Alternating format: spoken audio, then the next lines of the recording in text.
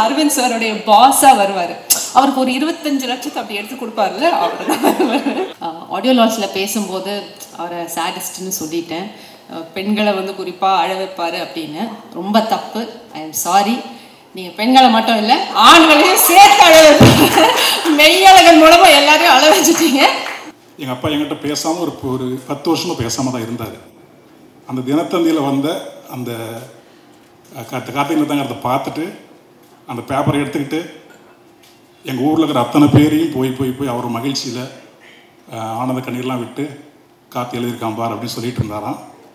அடுத்தபடியாக லிரிசிஸ்ட் கார்த்திக் நேத்தா அவர்கள் ஒவ்வொரு படத்துலையும் அவர் பண்ணுற வேலை இருக்கே, அந்த வரிகள் வந்து ஓடிக்கிட்டே இருக்கோங்க. என்ன பண்ணுறாருன்னே தெரியல. Just absolute magic only. இந்த படத்துலையும் வந்து டெல்டான்னு ஒரு பாட்டு ரிப்பீட் மோடில் ஓடிக்கிட்டே தான் இருக்குது. புதுசாக வந்து கல்யாண வீட்டிலலாம் போடுறதுக்கான ஒரு பாட்டாகவும் இருக்கும். தேங்க்யூ. ப்ளீஸ் வாங்க. ரொம்ப நன்றி மேம். உண்மையாலுமே ரொம்ப மகிழ்ச்சியாக தான் இருக்குது எனக்கு. அது அத்திப்பூத்த மாதிரி தான் இப்படியான மகிழ்ச்சி அமையும். ஆனால் முதல்ல நன்றிகள்லாம் சொல்லிடுறேன். அது அந்த மனசுக்குள்ள ஒரு பட்டியல் இருக்குது. முதல்ல வந்து இணை இயக்குனர்கள் 2 பேர், அரவிந்த் அண்ணா, கண்ணன் அண்ணா 2 பேருக்கும். அப்புறம் விநாயகமூர்த்தி, அவர் அடிப்படையில் ஒரு கவிஞர், அவருக்கு. அப்புறம் கருப்பு தம்பி இருக்காவில். அதுக்கப்புறம் மீதி இருக்கிற உதவி இயக்குனர்கள் எல்லாருக்குமே ஒரு அண்ணன் தம்பியாக தான் அந்த படத்தில், போன படத்துலையும் சரி பழகணும். பிறகு வந்து நம்ம அந்த கிளறு ஓட்டம் நம்ம பார்த்தோம் இல்லையா, அந்த கிளறு ஓட்டம் அப்படிங்கிற சொல்லுக்கு உதவி செஞ்ச மொழிபெயர்ப்பாளர், தமிழ் இலக்கியத்தில் ஒரு சிறப்பான எழுத்தாளர் திரு கமலக்கண்ணன், அவருக்கும் இந்த நேரத்தில் நான் நன்றி சொல்லிக்கிறேன். அவங்களாம் நான் கேட்டு தான் அந்த உதவியில் எனக்கு செஞ்சாங்க. அதனால் பிறகு மெய்யியல் அறிஞர் திரு கரு ஆறுமுகத்தமிழன், அவர் நிறைய எனக்கு உதவி செஞ்சுருக்காரு. என்னோட தனிப்பட்ட வாழ்க்கையில் சரி, இந்த படத்துக்காக நான் கேட்ட சில உதவிகளையும் அவர் செஞ்சு கொடுத்தாரு.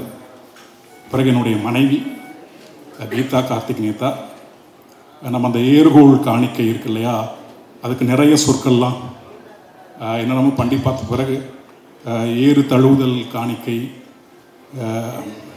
அப்புறம் வந்து நிறைய சொற்கள் கிடச்சிது. அது எதுவுமே ஒரு கேப்ஷனுக்கான சொல்லாக இல்லை. என் மனைவிக்கிட்ட சொல்லும்போது அவங்க என்ன பண்ணாங்கன்னா, அவங்க தமிழ் படித்ததுனால அந்த ஏர்கோள் அப்படிங்கிற சொல் வந்து சரியாக இருக்கும் அப்படின்னாங்க. பிறகு வந்து ஏர்கோள் படையல், ஏர்கோள் காணிக்கை அப்படின்னு 2 எங்களுக்கு கிடச்சிது. பிரேமண்ணாக்கிட்ட அனுப்பிச்சோன்னே ஏர்கோள் காணிக்கை இருக்கட்டும், அது சிறப்பாக இருக்குது அப்படின்னு சொன்னார். ஏர்கோள் படையல் வந்து படையல் நம்ம ஊருக்குள்ளே திங்கிற விஷயத்துக்காகவே படையல்னு சொல்லி பழகிட்டோம். அதனால் ஏர்கோள் காணிக்கை இருக்கட்டும் சொன்னாங்க. இந்த நேரத்தில் அது தமிழ் மாணவி கீதா, என்னுடைய மனைவி, அவங்களுக்கு நான் நன்றி சொல்லிக்கிறேன்.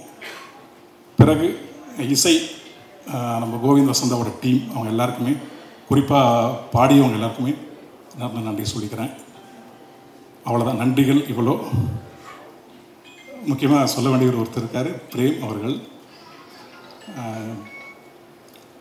நன்றின்னு சொல்கிறதுக்கு இல்லை அது நினைக்கிறேன். என்னென்னா, நான் இனி வாழக்கூடிய வாழ்க்கை இருக்கு இல்லையா, அந்த நான் போகக்கூடிய உயரம் உறுதியாக நான் போவேன். அந்த உயரம்தான் அவருக்கு நான் தரக்கூடிய என்னுடைய காலத்துக்குமான நன்றியாக இருக்கும். அதனால் அவர்கிட்ட நான் ஒரு பெரும் சொல்லாக சொல்ல வேணாம்னு நினைக்கிறேன். ஒரு கண்ணு முன்னாடி என்னை பார்க்கணும், அவர் கழுத்துக்கிட்டே போய் சுலுக்கிக்கணும். ஆமாம், அது எனக்கு விருப்பம், அது நடக்கும். தமிழ் கூட இருக்குது, அன்பு இருக்குது, எல்லாமே இருக்குது. அதனால் பிறகு இந்த படத்தில் நடித்தவங்க எல்லாத்துக்குமே ரொம்ப நன்றி. குறிப்பாக அரவிந்த் சாமி சாருக்கும் கார்த்திக் சாருக்கும்.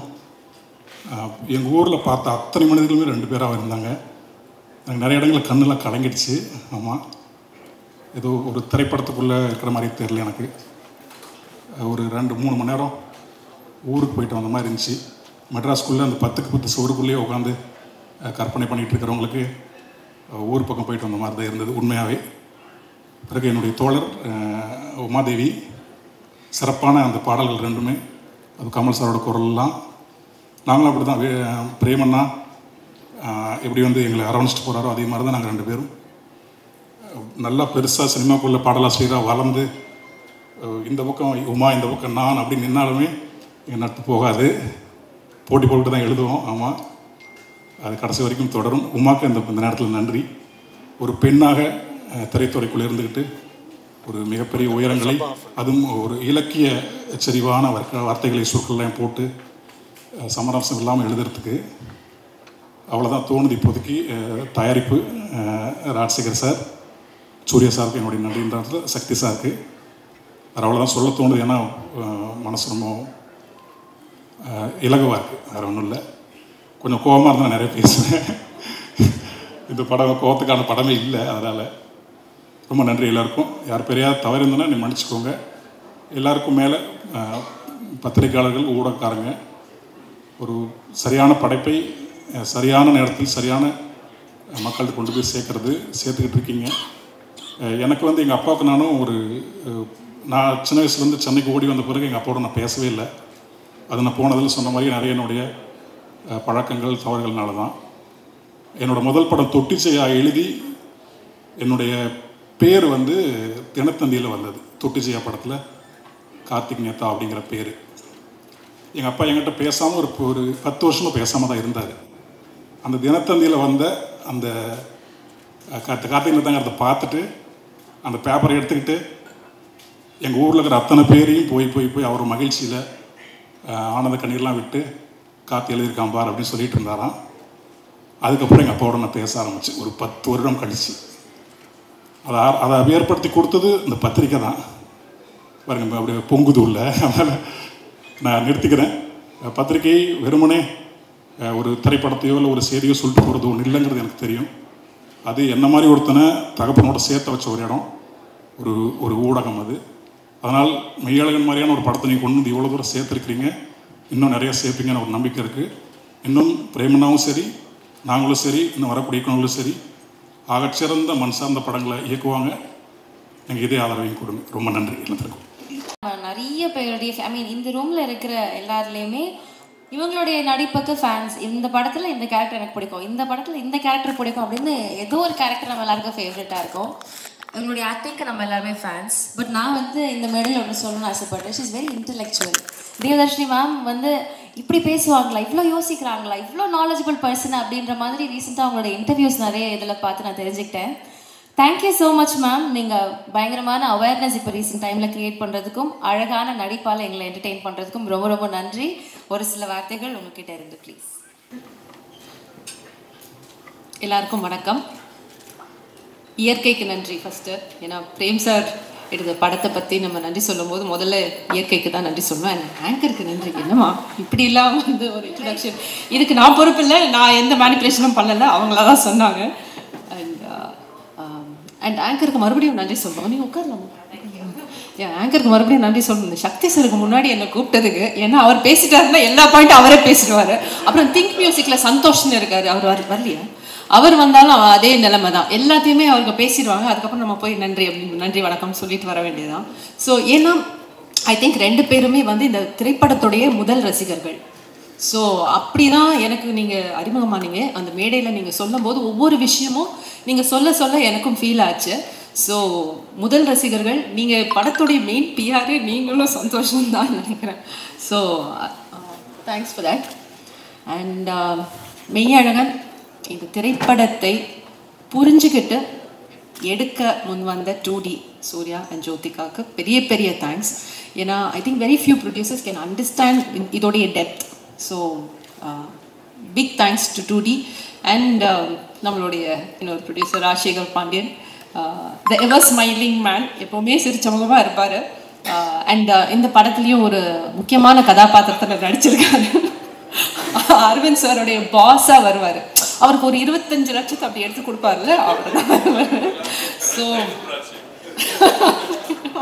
ஸோ சார் அங்கே ஒரு வீடு வாங்கலான்னு இருக்கோம். ஆமாம். ஸோ நான் அவங்கள மீட் பண்ணுறேன் சார். நீங்கள் ஃபோன்லேயே கொடுத்துருவீங்களே, நான் மீட் கூட பண்ண வேண்டாம். ஸோ எல்லோரும் நோட் பண்ணிக்கோங்க, அவர் தான் ராஜசேகர பாண்டியன். அடுத்து பேசுவார், அப்போ பார்த்துங்க. So thank you so much sir for making this Meiyazhagan. Thanks for that.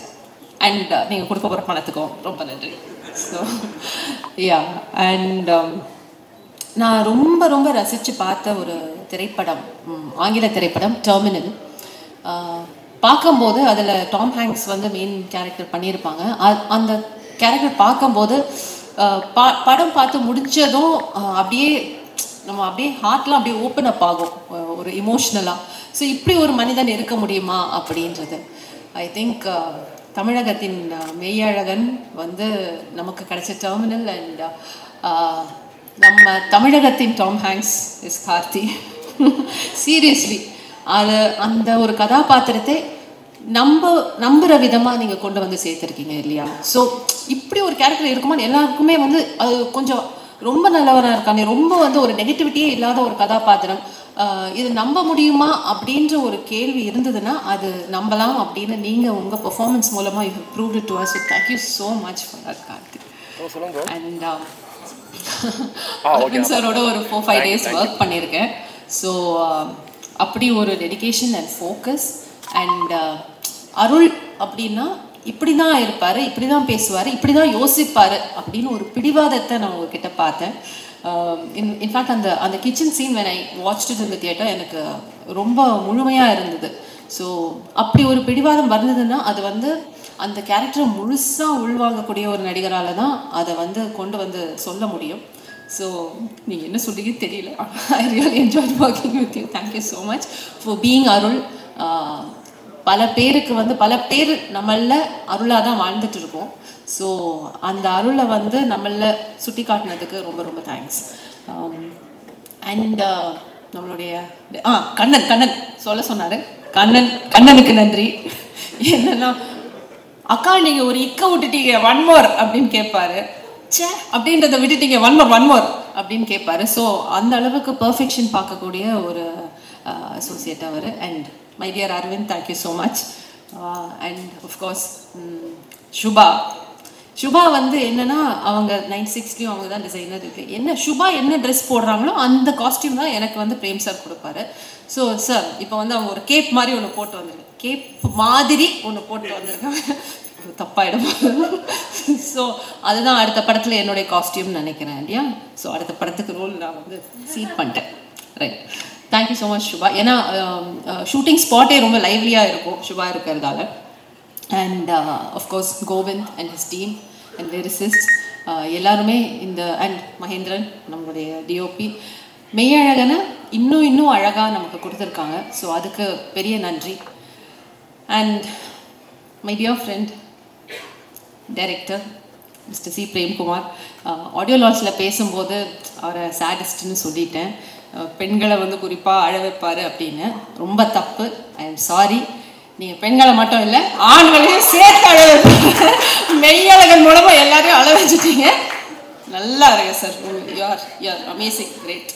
So எங்கள் அப்பா உட்பட வந்த என் கூட படம் பார்த்த எல்லா ஆண்களும் கலங்கினதை நான் பார்த்தேன், ரசித்தேன். நானும் சேடிஸ்ட்னு ஒத்துக்கிறேன். ஏன்னா நம்ம சமுதாயத்திலேயே அது வந்து பெண்கள்னால் வல்னரபிளாக இருக்கலாம், எமோஷ்னலாக இருக்கலாம், அழலாம். பட் ஆண்கள் வந்து அழக்கூடாது, ஆண்மைக்கு அது வந்து சரியில்லை, அந்த மாதிரி ஒரு கண்டிஷனிங் இருக்குது, ஒரு பேட்டர்ன், ஒரு சிஸ்டம் இருக்குது.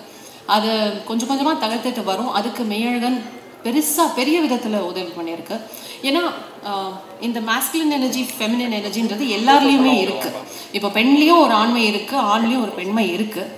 பெண்ணில் இருக்கிற ஆண்மையை கொஞ்சம் கொஞ்சமாக கடந்த சில வருடங்களாக பெண்கள் உணர்ந்துட்டு வராங்க. ஆனால் ஆணில் இருக்கிற இந்த பெண்மையை வந்து இங்கேயும் ஒரு ரெசிஸ்டன்ஸ் இன்னும் இருக்குது பிகாஸ் ஆஃப் த கண்டிஷனிங். அதை வந்து அந்த பெண்மையை வெளியில் கொண்டு வந்திருக்கீங்க இந்த படத்தின் மூலமாக. So thank you so much. இது வந்து இயற்கையான ஒன்று. பெண்ணில் ஆண் இருக்கிறதும் ஆணில் பெண் இருக்கிறதும் ஒரு இயற்கையான ஒன்று. ஸோ மறுபடியும் இயற்கைக்கு நன்றி. நீங்கள் கொண்டு வந்து சேர்த்த இந்த இயற்கைக்கு ரொம்ப ரொம்ப நன்றி. அண்ட் மழை பெய்யுது சார். ஆமாம், வீட்டை விட்டு கிளம்பும்போது கொடை எடுத்து வச்சுட்டு தான் வந்தேன். பிரேம் சாருக்கும் மழைக்கும் அப்படி ஒரு கனெக்ஷன். ப்ரீமியர்லையும் மழை பெஞ்சுது, இன்றைக்கி தேங்க்ஸ் கிவிங்லேயும் மழை பெய்யுது. So please continue your beautiful work. Thank you so much. பத்திரிகை ஊடக நண்பர்களுக்கு ரொம்ப ரொம்ப ரொம்ப ரொம்ப நன்றி. இந்த படத்துக்கு அழகாக விமர்சனம் கொடுத்து எங்கள் எல்லாரையும் என்கரேஜ் பண்ணதுக்கு தேங்க்யூ ஸோ மச்.